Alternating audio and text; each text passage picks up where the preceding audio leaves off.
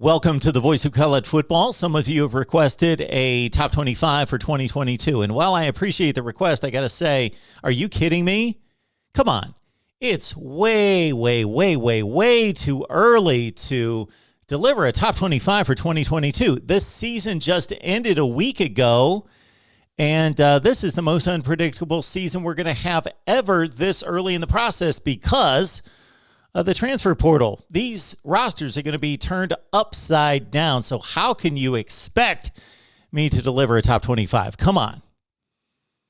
Now, while it's way too early to do a top 25, what we can do, which is actually it's perfect timing right now to deliver a way too early top 25. So we can do that.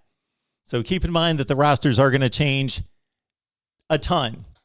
And also keep in mind that I reserve the right to say one more time that my way too early top 25 number one team last year in February was Georgia. All right, let's get to the top 25. Way too early top 25. Let me correct that. And I have every opportunity to change this before the season starts. This is not the official final top 25, but the way too early top 25 here at the Voice of College Football. Please like the video, share these videos out on social media, and subscribe right here to the main channel and also our 25 team channels.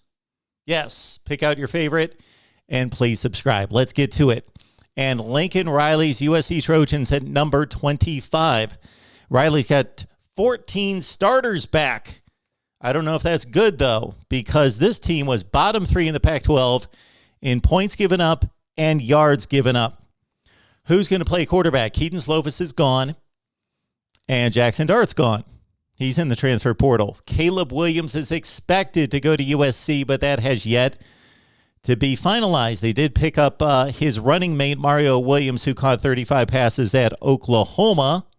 And the defense does have a new defensive coordinator in Alex Grinch coming in from Oklahoma as well. USC coming off its worst season since 1991 at 4-8, our way too early number 25 team.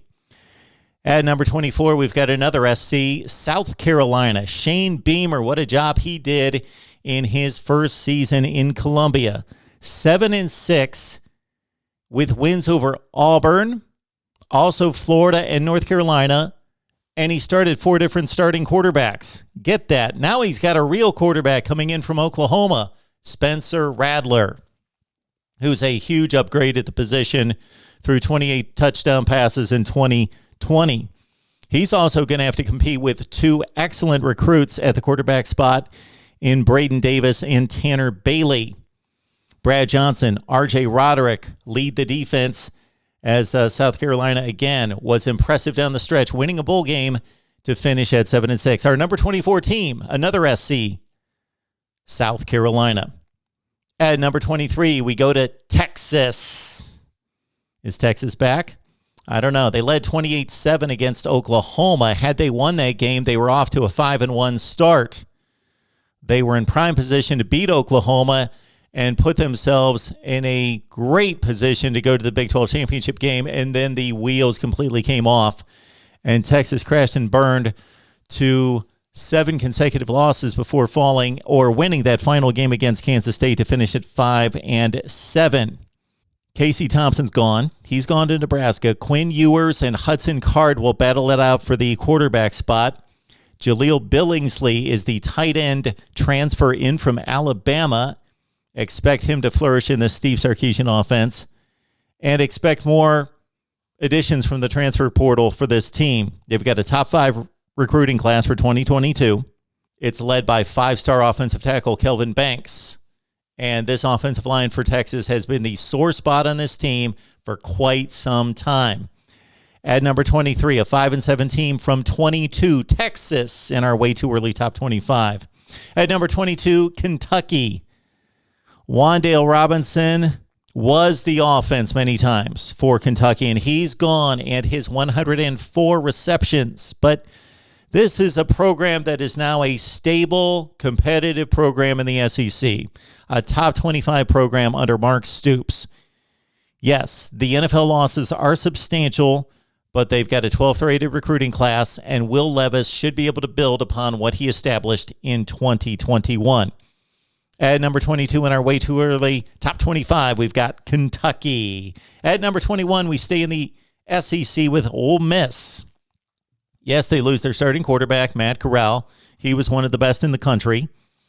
Also, Jerrion Ely at running back, Braylon Sanders, and also Drummond at wide receiver. So they lose their weapons across the board, but their head coach knows how to scheme, and he knows how to get the most out of offensive personnel. So he's got quarterback Luke Altmaier, or he may go to the transfer portal as well for that starting quarterback. He's got 11 starters coming back, and also a big 5-star running back from TCU, Zach Evans. At number 21 in our way too early top 25, Ole Miss. On to the top 20 and on to the ACC and the Miami Hurricanes. Consider this, they went 7-5. They went 5-3 in the ACC. They beat the two best teams that they played in conference, Pitt and NC State, two teams that went 11-2 and 9-3 in the regular season. They also lost all their ACC games, the 3 games by 1 score, including a clank of a field goal off the goalpost against Virginia. So they were very, very close. Now they've got Mario Cristobal leading the charge. The recruiting class is being upgraded by the day, and Tyler Van Dyke was exceptional in his 9 games, and now they've got him for a full off season to get ready for the 22 season, plus a full season of 12 or 13 games. Miami looks good at number 20. At number 19, we go back to the SEC in Tennessee. Jeremy Pruitt to Josh Heupel. What an improvement for the Volunteers. It's like night and day, this program. Hendon Hooker might be the most underrated quarterback in college football. Threw 31 touchdowns and 3 picks. The rushing offense was one of the best in the SEC as well. They've got a top 15 recruiting class coming in, and 4 of those top 7 players in that recruiting class are on the defensive side of the ball, where they need a ton of help. Bottom 3 in the SEC in most defensive categories. At number 19, Josh Heupel and Tennessee. On to our number 18 team in the first entry out of the Big Ten, Wisconsin. The Badgers had the number 1 defense statistically in the country and number 1 rush defense. Now, we know Georgia was the gold standard of defenses, but once again, Wisconsin was stout on defense, legitimately a top 5 to 10 defense in the country. Well, Jim Leonard is losing his stars, Leo Chenal and Jack Sanborn, but we got to trust him. He always pulls it together and fields one of the best defenses in the Big Ten, if not all of college football. The offense is the question. Graham Mertz has to get better. 10 touchdowns, 11 picks will not get it done, even in a run-first offense that features a beast in Braylon Allen. What a freshman find he was. But Mertz and Wisconsin do lose their top 3 wide receivers. We've got Wisconsin at number 18. On to number 17 and the Oregon Ducks. Mario Cristobal is gone, but he left a ton of talent behind for Dan Lanning, the former defensive coordinator at Georgia, except for the guy on defense, of course, Kayvon Thibodeau. Noah Sewell, Dante Manning, they lead the defense. They're back. Also, you've got a quarterback competition between Auburn transfer Bo Nix and the guy that Oregon fans have wanted to see for quite some time, 5-star Ty Thompson. Travis Dyes in the transfer portal. Will he stay at Oregon? Will he go to the NFL? Will he leave and go elsewhere in college football after scoring 18 touchdowns in 2021? So they want him to come back and be productive with another new starting quarterback. Oregon at number 17 in our way too early top 25. At number 16, we go to the Big 12 and a team that came within inches, excruciatingly close to winning the conference last year, Oklahoma State. But coming off what Mike Gundy has termed the greatest win in program history, coming back from 3 touchdowns down to defeat Notre Dame 37-35 in the Fiesta Bowl. Erratic quarterback Spencer Sanders, he can be good, he can be bad. He runs around, he throws it up for grabs, but he is back for what seems to be like a 17th season at Stillwater. But without Jalen Warren and Tay Martin, their 2 producers on offense, The defense also loses its coordinator, Jim Knowles, to Ohio State, and its top 2 players as well. Oklahoma State at number 16. At number 15, we've got Penn State. Back-to-back disappointing campaigns out of James Franklin's bunch. Sean Clifford is back at quarterback to hopefully, for him, hold off 4-star recruit Drew Aller out of Ohio. The defense loses a ridiculous amount of NFL talent, but they've recruited so well on that side of the ball. In particular, expect the defense led by Jair Brown and Curtis Jacobs to be one of the best in the conference. They also bring in the 6th-rated class in the 2022 session. Losing Jahan Dotson on offense will hurt big time. What about NC State? They beat Clemson for the first time since 2011 en route to a 9-3 season. They've got 19 starters expected back, Devin Leary included, throwing 35 touchdowns. They lose their top 10 pick in the NFL draft at tackle, Ikem Ekwonu, but they do have the other 4 offensive linemen back. And also, get this, 14 of their top 15 tacklers are expected back. At number 14, NC State. At number 13, maybe the biggest surprise in college football in 2021, Mel Tucker's Michigan State Spartans. Kenneth Walker III was amazing. He was the transfer portal addition of 2021, ran for almost 1,700 yards, scored 5 touchdowns in the upset win against Michigan. He's gone, yes. But they've got a 4-star transfer coming in from Wisconsin in Jalen Berger. Jalen Naylor on the outside is also gone, but Jaden Reed is back, one of Peyton Thorne's 2 favorite targets. Aaron Brule is an aggressive pass rusher. He comes in the transfer portal from Mississippi State, and also Jacoby Windman from UNLV. Our number 13 team in our way too early top 25, Michigan State. At number 12, we go out on a bit of a limb, considering the roster is depleted, and they had basically nothing at the end of last season. We go to the Bayou, and the Bayou Bengal, number 12, 6-7 last year, LSU, their worst season since 1999. But Brian Kelly is overhauling everything in sight. They only had 38 players suit up for their bowl game against Kansas State. But Brian Kelly is resetting.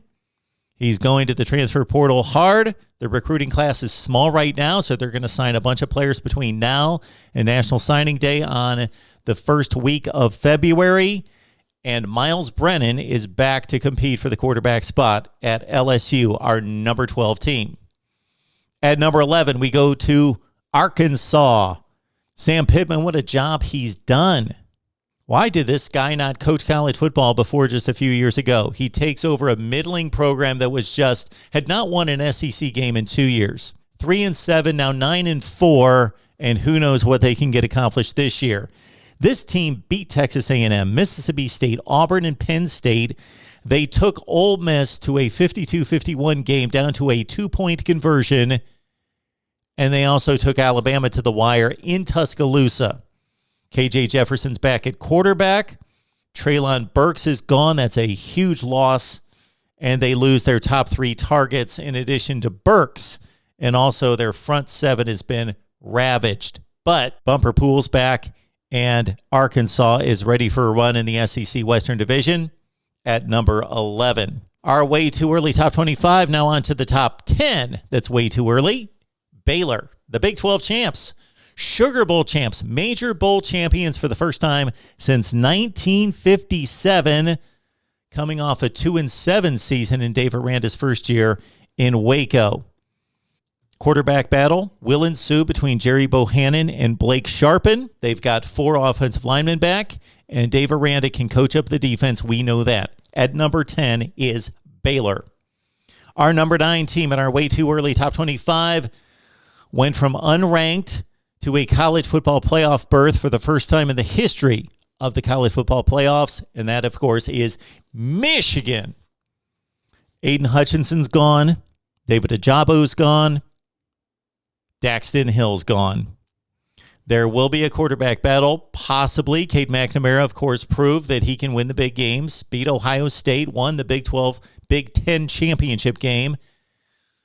But the fans, many of them, are enamored with, and we can understand why. He can zing it a million miles, and he is a tremendous athlete, J.J. McCarthy. So will it be McNamara? Will it be McCarthy? Well, neither one will have the opportunity to hand the ball off to Hassan Haskins, who was the bell cow.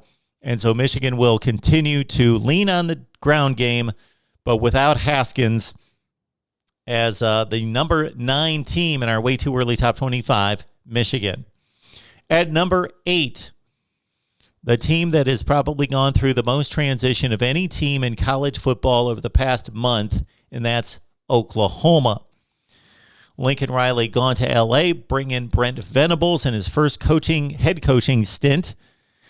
And they go from the offensive guru to the defensive genius.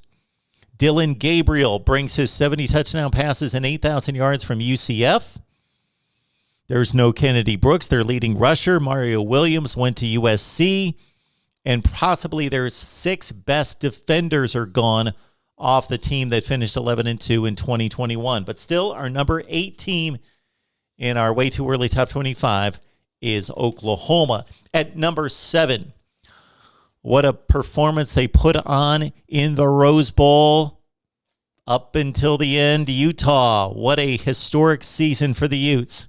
They won their first Pac-12 championship, went to their first Rose Bowl, lost to Ohio State 48-45. This is now Cam Rising's team on offense. Definitely. Devin Lloyd, Nefi Sewell, Britton Covey, they're gone. They were tremendous contributors on defense and offense for the Utes. Linebacker Mohamed Diabate comes in as a huge addition from Florida, where he was second on the team in tackles. Our number 7 team in our way too early top 25, the Utah Utes. On to number 6, and a team that was largely disappointing despite one huge night at Kyle Field against Alabama, and that's, of course, Texas A&M. Good enough to beat Alabama, but bad enough to go 4-4 in the SEC and finish 8-4 overall. Max Johnson, 27 touchdowns, 6 picks at LSU, who ironically threw the game-winning touchdown pass in the final game of the season for LSU against Texas A&M, makes the transfer move to A&M. He's going to battle Haynes King for the starting job. King was the starter out of the gate and won the battle against Zach Calzada this time last year, but then got hurt in Game 2 against Colorado. And then you've also got the 5-star in Connor Wiegman to make it a 3-man battle for the job. New defensive coordinator DJ Durkin comes in from Mississippi State to rebuild a defense that was loaded last year and will be loaded again this year, but very, very inexperienced.